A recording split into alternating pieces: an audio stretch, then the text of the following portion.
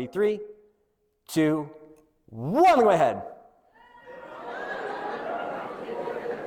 Unfortunately, it doesn't work for everybody, but the majority of you just saw my head shrink and grow. Truth be told, didn't really happen. Head can't do that. I'd be dead. But you laughed, a real reaction, a real emotion to something that was just an illusion. It shows how powerful perception can be. And this is actually what ends up happening when it comes to the tobaccos. They need to change how you see it to get a different reaction. So what they do, they change the marketing. First, the product. Now instead of looking like a cigarette, now it's like a little USB drive. We're going to have nice, shiny, it could be shiny devices, add some color, make it easy and conspicuous, easy to hide. We're going to add some flavors. Tobacco, that's nasty. How about bubblegum, tutti frutti, creme brulee, cotton candy? Sour Patch Kids, Skittles. Really going after that 50-year-old smoker. Had a kid the other day, he's like, yeah, the mango's dope though. I'm like, case in point. Like, they have mango gum too, just saying. But yeah, they know that you like the flavors. So they do that. Now, what are we going to call it? We can't call it the e-cigarette because it has the word cigarette in it. So what are we going to call it? It looks like vapor. Let's call it vaping. If I say vaping, you think vapor. If I say vapor, typically people think water. There's zero water in the majority of these things. But it makes it sound safe. I've had parents as well as teens tell me, no, I thought it was like a humidifier when you're sick. No.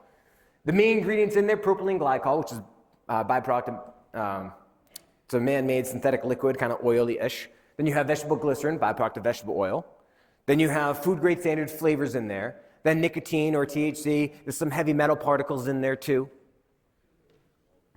Some other toxins, but that's what gets put in. Now, if you Google it, because that's what we do, are vaping ingredients safe? You know what you're going to find? You go on their websites? Yes. 100% all of these ingredients are safe. In fact, we only use the best ingredients. All of our ingredients are FDA approved. The ingredients are for oral consumption, because oral consumption means you eat it. If you eat oil, where does it go? In your stomach. What's in your stomach to break it down? Stomach acid. You don't have lung acid. How cool would that be? Can you imagine? Just, no.